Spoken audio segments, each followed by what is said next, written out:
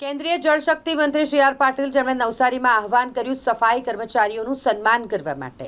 સફાઈ કર્મચારીઓની કામગીરીની તેમણે સરાહના કરી।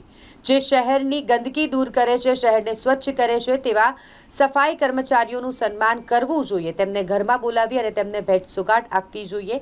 સાથે જ સફાઈ કર્મીઓ સાથે ફોટા પડાવી સોશિયલ મીડિયા પર અપલોડ કરવા માટે પણ કેન્દ્રીય જળશક્તિ મંત્રી સી આર પાટીલે અપીલ કરી। તેમણે કહ્યું કે સફાઈ કર્મીઓના સન્માન માટેનું આ અભિયાન નવસારીથી શરૂ થાય અને તેને દેશ સુધી પહોંચાડવામાં આવે તે માટેનું આહવાન કર્યું। મારી વિનંતી છે નગરપાલિકાના કે મહાનગરપાલિકાના જે સફાઈ કર્મીઓ છે, આ સફાઈ પખવાડા દરમિયાન એમને તમે તમારા ઘરમાં બોલાવો અને બેસાડો, એને નાસ્તો આપો, એને જમાડો, એને કોઈ નાની મોટી ગિફ્ટ આપો। 50-100 રૂપિયાની સાડી અથવા 50 રૂપિયાની બીજી કોઈ ગિફ્ટ બી આપી શકાય। તમારે જેટલી તાકાત હોય એટલી પણ એને આપીને એનું સન્માન કરવું જોઈએ।